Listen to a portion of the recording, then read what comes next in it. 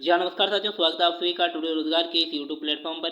प्यारे साथियों, semester third के लिए हिंदी साहित्य की जो क्लासेज आपको देखने को मिल रही है, इसी कड़ी के अंदर इस क्लास को हम आगे बढ़ाते हैं। परिवर्तित पाठ्यक्रम के अनुसार ये क्लासेज आपको उपलब्ध करवाई जा रही है, तो इन क्लासेज का आप फायदा उठाइएगा। अपने साथियों को भी इस क्लास को साझा करिएगा, जिससे उनको भी जो है मदद मिल सके। इससे पहले थर्ड सेमेस्टर के स्टूडेंट के लिए यहाँ पर सूचना है, जो भी स्टूडेंट आपके पीडीएफ के अंदर जो है नोट्स प्राप्त करना चाहता है, वो हमारे यहाँ पर व्हाट्सअप नंबर दिए गए हैं 9602977341 पर आपको मैसेज करना है। आपको यहाँ पर जो है थर्ड सेमेस्टर के जो स्टूडेंट हैं उन सभी को यहाँ पर हिंदी साहित्य के और भारत का इतिहास के अनुसंधान पद्धति शास्त्र यानी रिसर्च मैथोलॉजी के प्राथमिक कंप्यूटर अनुप्रयोग यानी एलिमेंट्री कंप्यूटर एप्लीकेशन के नोट्स यहाँ पर देखने को मिल जाएंगे। और टुडे रोजगार के नाम से ही हमारा टेलीग्राम चैनल है, उसको भी ज्वाइन कर लीजिएगा। लिंक वीडियो के डिस्क्रिप्शन के अंदर आपको देखने को मिल जाएगा।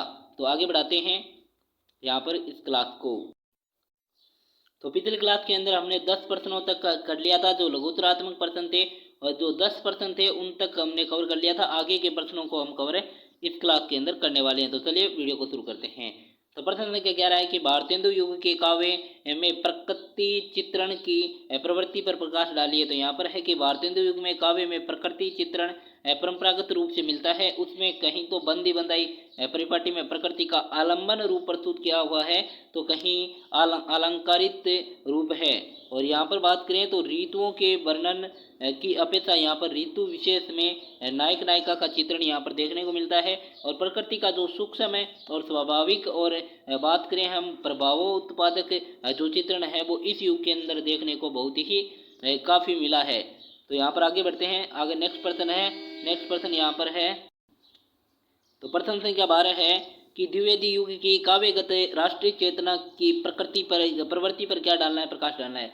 तो द्विवेदी जो युग था उसके सभी कवियों ने जो है आपके देश भक्तिपूर्ण कविताओं की क्या की थी, रचना करे। राष्ट्रीय चेतना का क्या किया था, उन्होंने प्रसार किया।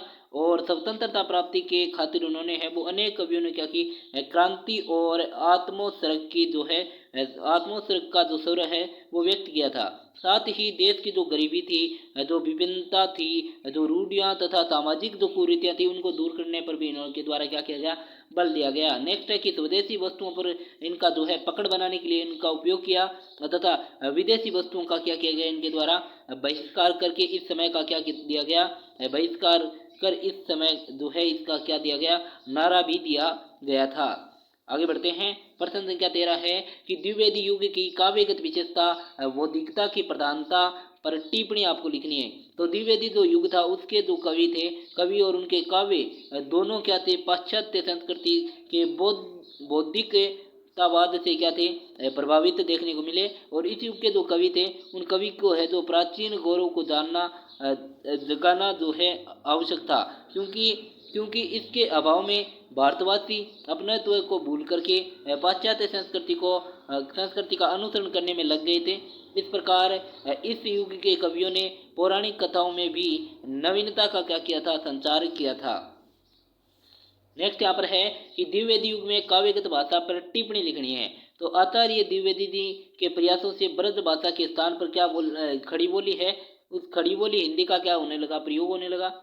और अपनी प्रारंभिक जो अनगढ़ता और अपरिपक्वता, अव्यवस्था और करक्षता से जो खड़ी बोली इस युग के अंदर जो है आपके यहाँ बात करें हम प्रांजल और आपके मार्दव और व्यवस्थिति जो है व्यवस्थित बनी। इसमें जो है निरंतर परिष्कार, परिमार्जन और संशोधन होता रहा और वह पूर्णतया व्याकरण सम्मत और काव्य अनुरूप के अंदर उभरती ही रही। आगे बढ़ते हैं। प्रश्न संख्या 15 है कि राष्ट्रीय सांस्कृतिक कविता का जो है अभिप्राय स्पष्ट करना है। तो हिंदी साहित्य की काव्य धारा में राष्ट्रीय गरिमा और सांस्कृतिक के जो उष्मा से भरी हुई कविताओं को राष्ट्रीय सांस्कृतिक कविता की संज्ञा से अभिहित किया गया है।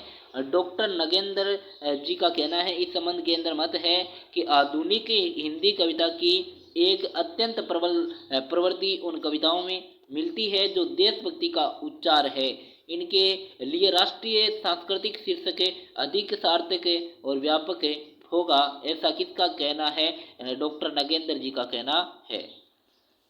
आगे बढ़ते हैं। प्रश्न संख्या 16 है कि प्रयोगवाद में नए प्रतीक अपनाने की प्रवृत्ति पर संक्षेप के अंदर क्या डालना है, प्रकाश डालना है। तो प्रयोगवाद कवियों ने अपनी रचनाओं के अंदर जो है अपनी रचनाओं में खोज नए प्रतीकों को क्या किया, संजोया। प्रयोगवादी काव्य में यौन जो है वर्जनाएं, दमित वासनाएं, मानसिक उलझने और अति यथार्थवादी प्रवृत्तियों की अभिव्यक्ति प्रतीकों के माध्यम से हुई। ऐसे प्रतीक मानव मन के अवचेतन और मनोवैज्ञानिक आधारों पर अपनाए गए हैं या साथियों। और इसी कारण क्या हुआ था, जो आलोचकों ने जो प्रयोगवाद को क्या किया था, प्रतीकवाद की भी संज्ञा इनके द्वारा क्या दी गई थी। आगे बढ़ते हैं। प्रश्न संख्या 17 है कि साठोत्री की प्रमुख प्रवृत्ति जो थी वो सपार बयानी पर संक्षिप्त में क्या लिखनी है, आपको टिप्पणी लिखनी है। तो यहाँ पर क्या करना है आपको कि साठोत्री जो कविता थी, कविता के अंदर गंभीरता तो कम है और आपके सतही हलचल यहाँ पर ज़्यादा देखने को मिलती है। और साफ गोई जहाँ उसकी विशेषता है, वहीं सपाट बयानी कमजोरी भी यहाँ पर देखने को मिली है। और साठोत्री कविता में सामान्य समस्याओं पर एवं यथार्थ के चित्रण में सपाट बयानी अधिक है। इस कारण वह लाक्षणिक और व्यंजनात्मक गरिमा से भी काफी दूर चली गई है, परंतु इससे वह जन जीवन के काफी निकट आ गई है। आगे बढ़ते हैं, प्रश्न संख्या 18 की तरफ बढ़ते हैं। प्रश्न संख्या 18 है यहाँ पर कि नई कविता में व्यंग्यात्मकता की प्रवृत्ति पर प्रकाश डालना है कि युगीन विसंगति और ढोंग ढकोसले के विरोध में नई कविताओं में सशक्त व्यंग्य उभरा है।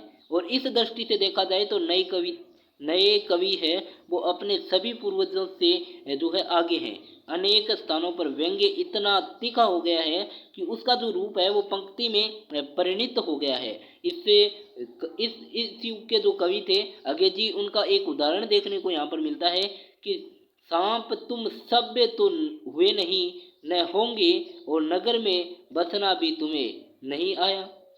ये किसका कहना है, अंग्रेजी का कहना है। आगे बढ़ते हैं। प्रश्न संख्या 19 है कि राष्ट्रीय सांस्कृतिक काव्यधारा की मातृभूमि के प्रति आदर भाव प्रवृत्ति पर क्या लिखनी है, टिप्पणी लिखनी है। इसमें है कि इस काव्यधारा में मातृभूमि के प्रति आदर की भावना के प्रसार होने के कारण देश प्रेम की भावना कई समानांतर जो रेखाएं थी, रेखाओं में मुखरित हुई है। और बलिदान, विद्रोह, संघर्ष, प्रतिशोध, क्रांति ने कवियों को सचेत किया है। तो वीरता, साहस, त्याग और नव जागरण को संदेश लुटाया है। ये काव्य मातृभूमि के प्रति सच्ची भावना के प्रदर्शन में भी क्या होता है, विकसित होता रहा है। आगे बढ़ते हैं। प्रश्न संख्या 20 है कि रस से निष्पत्ति का अभिप्राय स्पष्ट करना है। तो आचार्य भरत मुनि जी ने कहा है कि नाट्य शास्त्र में कि रस सूत्र को प्रस्तुत कर रस से निष्पत्ति का सिद्धांत स्थापित किया है। उनका रस सूत्र है कि विभावनो अनुभाव व्यभिचारी संयोगा दृष्ट निष्पत्ति, अर्थात विभाव, अनुभाव और व्यभिचारी भाव के संयोग से रस निष्पत्ति होता है। विभाव, अनुभाव आदि भाव के विविध रूप है तथा इन सभी भावों के उचित समावेश से ही क्या होता है, रस का आस्वाद योग्य होता है। ऐसा यहाँ पर आचार्य भरत मुनि जी का कहना है।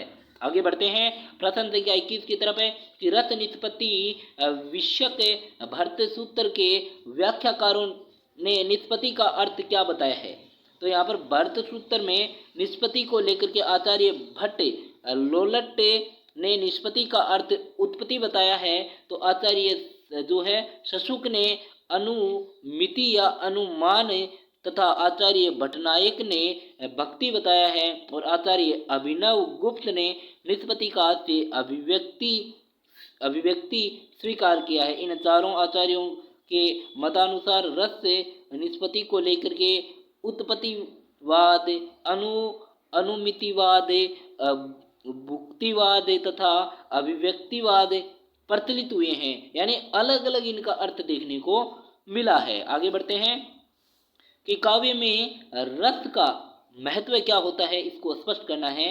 तो भर्तमुनि जी ने कहा है कि काव्य के अंगों में रस की गणना सर्वप्रथम की जाती है, और रस को काव्य की क्या कहा जाता है, आत्मा या प्राण माना जाता है। जिस प्रकार बिना प्राण से शरीर के सभी अंग बेकार है, उसी प्रकार बिना रस के कविता या काव्य निस्सार है माना जाता है, और काव्य में रस अलौकिक और चमत्कार जनक एवं ब्रह्मानंद सदृश आस्वाद्य माना गया है। आगे बढ़ते हैं।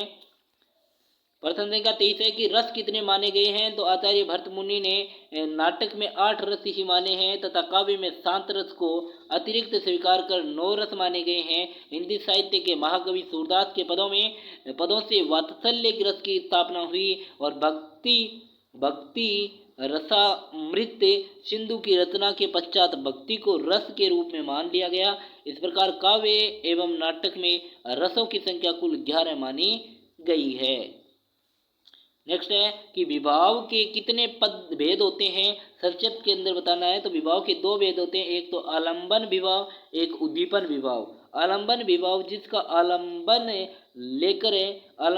लेकर हृदय में स्थिर आपके भावों की जागृति होती है। उद्दीपन विभाव आलंबन के मन में जो है आलंबन के मन में जागृत भाव को अधिक उद्दीपन करने वाला जो है उपादान उद्दीपन विभाव कहलाता है। आगे बढ़ते हैं। प्रश्न संख्या 25 की तरफ है कि अस्थाई भाव किसे कहते हैं। तो मानव हृदय में वासना रूप में अस्थाई रूप से रहने वाले मनोविकारों को ही जो है काव्य के अंदर क्या कहा जाता है, अस्थाई भाव कहा जाता है। आचार्य भरतमुनि के रस सूत्र के अनुसार हम बात करें तो यहाँ पर विभाव, अनुभाव और संचारी जो है भाव से परिपुष्ट या व्यंजित अवचेतना में वासना रूप संस्कार जैसा सदैव स्थिर और कारण सामग्री में उदत्त होने वाला भाव जो है अस्थाई भाव कहलाता है। आगे बढ़ते हैं। नेक्स्ट है कि प्रतीक और बिंब के अंतर को क्या करना है, संक्षिप्त के अंदर स्पष्ट करना है। तो प्रतीक बिंब से भिन्न होता है, क्योंकि प्रतीक जिस वस्तु का संकेतक होता है उसकी ओर वह सचेत सादर से जो है आपकी सचेत सादर से या साहचर्य के द्वारा संकेत नहीं करता, बल्कि प्रतीक संबंध साहचर्य रूढ़ि या संयोग से वस्तु की ओर संकेत करता है। इसी रूप में बिंब प्रतीक से भिन्न होता है। बिंब अपनी प्रकृति में अनिवार्यतः केंद्रित या मूर्त होता है, जबकि प्रतीक के लिए यह जरूरी नहीं होता है। आगे बढ़ते हैं।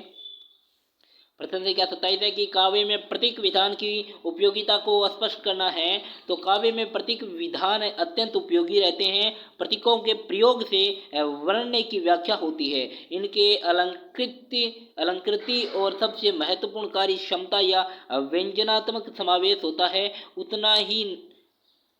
उतने ही यहाँ पर जो है उतने ही उनमें निहित भावों की जागृति होती है। सर्जक के मनोभावों और गंभीर विचारों को पाठकों तक पहुंचाने से जो है सहजता रहती है। आगे बढ़ते हैं। प्रश्न संख्या 28 है कि दलित विमर्श से आप क्या समझते हैं, टिप्पणी लिखनी है। तो दलित शब्द का सीधा संबंध दलन से है, इसे हम दमन भी कह सकते हैं। अधिकार प्राप्त और संपन्न लोग वर्ण के लोगों के प्रति जो व्यवहार करते हैं उसमें शोषण की प्रवृत्ति अधिक रही है। इस प्रकार के सभी धनी मानी लोग दलितों के साथ अच्छा व्यवहार नहीं करते हैं। दलित वर्ग के जनक डॉक्टर भीमराव अम्बेडकर है। उन्होंने दलित वर्ग को एक मंच दिया जो ये था कि शिक्षित बनो, जो है संगठित हो जाओ और संघर्ष करो। इससे यंत्र से दलितों के एक वर्ग में नई जीवन शक्ति आ गई और इस नई चेतना ने आंदोलन के रूप में जो है आपके आंदोलन का जो रूप है वो धारण कर लिया। आगे बढ़ते हैं कि स्त्री विमर्श से आप क्या समझते हैं। तो स्त्री विमर्श का अर्थ है स्त्रियों के विषय में विचार करना और ऐसा विचार करना जो तटस्थ दृष्टिकोण से किया गया हो। तात्पर्य यह है कि स्त्री को लेकर प्राचीन समय से ही आज तक जो काफी परिवर्तन देखने को मिला है, न केवल विचारों में अपितु जीवन पद्धति के अंदर भी यह परिवर्तन देखने को मिला है। एक समय था जबकि स्त्री के विषय में जो है मनु ने जो है अपने विचार प्रकट किए थे और स्त्री का घर गृहस्थी संभालना का दायित्व सौंपा गया था। बाहर जाने पर क्या थी, मनाही थी। लेकिन आज का युग बदल चुका है, स्त्रियां भी जो है रोजगार जो है प्राप्त कर रही है और जो ऊंचे ऊंचे जो पद होते हैं उनमें भी अपनी भागीदारी निभा रही है। आगे बढ़ते हैं। प्रश्न कहती है कि दिनकर किस काव्यधारा के कवि थे, स्पष्ट करना है। तो दिनकर स्वयं को द्विवेदी युगीन छायावादी काव्यधारा का वारिस मानते हैं, परंतु सभी समीक्षकों ने उन्हें राष्ट्रीय सांस्कृतिक काव्यधारा का कवि मानते हैं, क्योंकि दिनकर ने अपनी कविताओं में जो है पराधीनता से मुक्ति पाने का स्वर जो है राष्ट्रीय गौरव, गरिमा, उद्घोषणा, क्रांति एवं पौरुष का माद प्रखरता से व्यक्त कर राष्ट्रीय चेतना की जो भावना है उसको प्रमुखता से क्या की है, व्यक्त की है। तो गाइज आज की क्लास के अंदर हम 30 क्वेश्चनों तक ही करेंगे। नेक्स्ट क्लास के अंदर जो है हम जो आपके लघुत्तरात्मक जो प्रश्न है उनको पूरा करने का प्रयास करेंगे। आज की क्लास यहीं पर हम समाप्त करेंगे। मिलेंगे नेक्स्ट क्लास के अंदर, तब तक के लिए जय हिंद, जय भारत।